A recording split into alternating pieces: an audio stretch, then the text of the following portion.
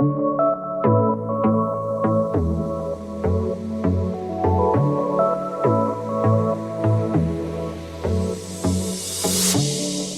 welcome back to Nuance Needed, and welcome to Pep Talks with Sam.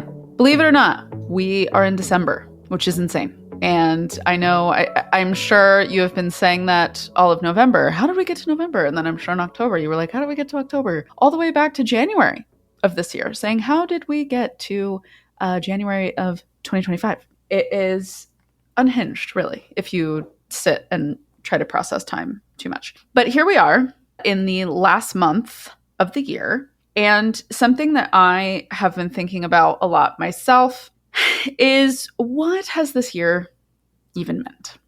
And obviously there's a lot I could talk about with my own life and changes that have happened. And I think there's a lot we could do to process the macro experience that we've all been through this year, especially for those of us that live in the United States. It's been a lot, just doesn't even begin to cover it. Overwhelming, monumental, paradigm shifting, those start to feel a lot more accurate. However, with all of that said, your year was unique to you.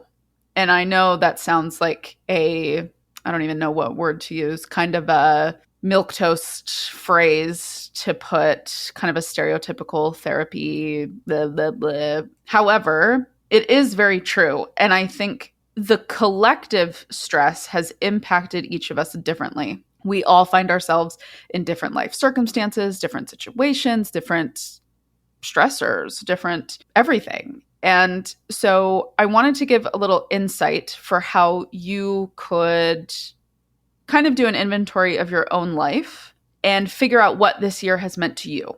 Because I think something that I notice a lot, and I do this personally as well, but something that I notice from my clients a lot is there is a lot of groupthink. Even when we try to be aware of it, even when we try to say, oh, I don't think the way everybody else does, the way society is structured now around social media, around 24/7, psychologically 25/8 news drips, we actually end up pulling from a lot of collective experience to assume that because the collective at large has experienced something, we individually have experienced something. And I think in some situations, yes, that's true. But also, it's okay to say that maybe you weren't impacted by something else in the same way someone was, or that this thing actually impacted you far more than someone else in your life. And I think to be able to suss out that nuance for your own life allows you to feel more authentic in how you process the year. And something that I get a lot too is when it seems that the collective is going through something, I find with some of my clients, there's a lot of tension around maybe they weren't impacted by that thing, or they weren't as bothered, or they weren't as upset, or didn't have the same response as other people. And I want to give you permission that, and I've said this a million times and I'm going to say it again right now, the onslaught of information that we are getting every day, it is humanly impossible for any individual to appropriately process and contemplate all of it. And because of the unique circumstances of your life, there are going to be things that you relate to and things that you don't. And that is okay.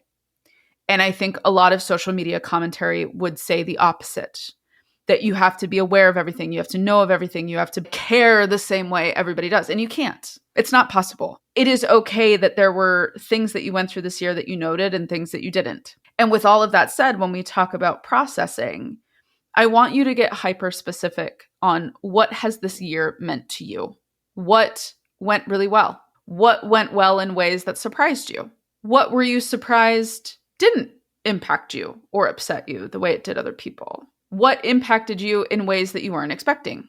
What was particularly challenging for you and your life and your loved ones this year? Not the larger narrative of what everybody else says was challenging for them, but what was challenging for you? And what did you learn about yourself in this year? I think that in and of itself is the key. If you're wanting to step into 2026 feeling maybe a little more grounded, a little more aware, you have to start with these more reflective questions of looking at all of it.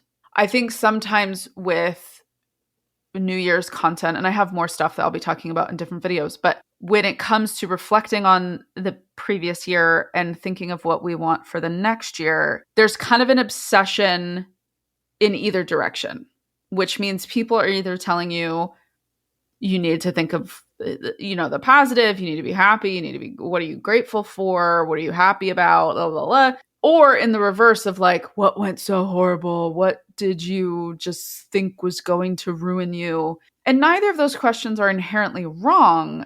The issue is they ignore the fact that a million truths can be true at the same time. Multiple realities exist at the same time. It's not that they can, it's that they do. And I think there's a lot of tension when we try to nail ourselves in a particular box, when we try to say, oh, this year was actually really good, or this year was actually really bad, because your year was filled with 365 individual and separate days. And you could have gone through something really hard the one day and actually felt decent the next day. Or you could have had a horrific week, but then the next week actually felt surprisingly manageable. And that is okay. You are not doing something inherently wrong because of those fluctuations. Those are human. That's the human experience, is fluctuation and change and shift, because it is impossible to stay in any emotive state constantly. Whether it's really sad, whether it's really happy, it doesn't matter. You cannot remain in one specific emotive state in perpetuity. And so as you start to maybe kind of wind down into the year and you're starting to be reflective of things, allow yourself to sit in that complexity. Allow yourself to think of, what has this year meant for me? And to not be so concerned with everybody else's input. And I'm phrasing this way because this is something that I'm working on myself. I'm trying really hard to separate myself from larger discourse about what things should be or shouldn't be, or what is upsetting or what isn't, or pop culture references or trends or what have you.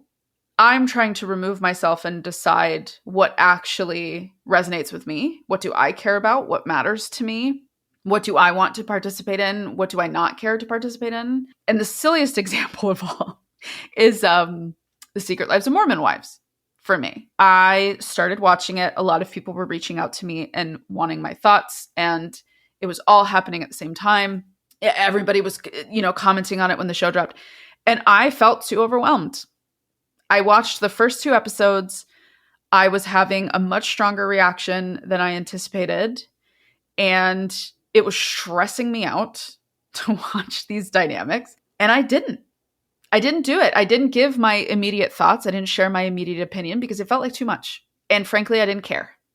And I knew people were wanting my thoughts or my insights because of, I'm not saying like I have anything particularly groundbreaking to say, but because of my experience with the church, people were asking like, what did I think about this? What did I think about that? Blah, blah, blah. And I was just like, I can't do that right now. I can't. I'm going to be behind. I'm not going to be in all the conversations. I'm not going to know all the ins and outs, and I'm going to be okay with that. And now I'm in a place where I'm able to pick it back up, and I will watch it. But I allowed myself that space to not care. And of course, that is a very silly, frivolous example, but you are allowed to do the same thing with anything that you feel you need to in your life. If you need distance from something, if you need to be more close and involved in something, that is your call. And trust yourself, practice trusting yourself to know that practice trusting yourself that you know what it is that you need, whether it is that you need to be more distant or more close with something, or if something resonates or it doesn't, or if you actually do care about something and it kind of surprises you, or you don't care and it surprises you. To allow your life to exist in incredible shades of gray, just almost overwhelming amounts of gray. That is okay. You are not doing it wrong because of that. If anything, allowing yourself to have a little bit more control over what does get a reaction from you, over what does matter to you, allowing yourself to be selective of those things, is you prioritizing your emotional energy, because it is finite. What we have to give is finite. And you are able to give more to less when you get super specific and be honest with yourself about what you want to be giving your energy to. And so as you process this year, allow yourself to look back on those things. What did you get from this? What has been your experience? What was your unique experience? What did you relate to? What didn't you? What made you feel empowered? What made you feel disempowered? What were you excited about? What devastated you? Allow yourself to go there and practice sitting in that space. Because so many people will say to me like, well, I don't know how to do that. And I'm like, well, I just have to do it. And they're like, I totally hear you, but how do I do that? And I'm like, you just have to do it. You have to do it. You have to practice looking at both and not using one to discount the other. And I think that's the tricky element for some people is they get caught up in like, well, if I think this, I couldn't possibly think that. And it's like, no. I think an extreme example of this would be grief. The biggest feeling that most people experience within grief is some level of relief, depending on the situation, obviously. But that is the most controversial emotion that a lot of people experience when they're processing their grief is because they're like, I shouldn't feel this way. Why do I feel this way? I don't want to feel this way. And it's like, well, you do. Because for your unique situation, for your life, there is an element of relief. Either that this person isn't in pain anymore, either that you're no longer having to be a caregiver, that you feel relieved about not having to worry about them, right? Like that's okay. Again, an extreme example, but that gray is there. The sadness and the relief exist at the same time. And so as we're being reflective of this year, the year is winding down, let yourself be nuanced about it. This isn't even me trying to be on brand. This is just like a legitimate principle that I want to drive home to you. So I hope that you are enjoying your holiday season as much as you can. I hope that you are trying to get rest in. I hope that you are prioritizing you and your needs and what you want this season to mean to you. And I leave that with you for now. And I will see you next time.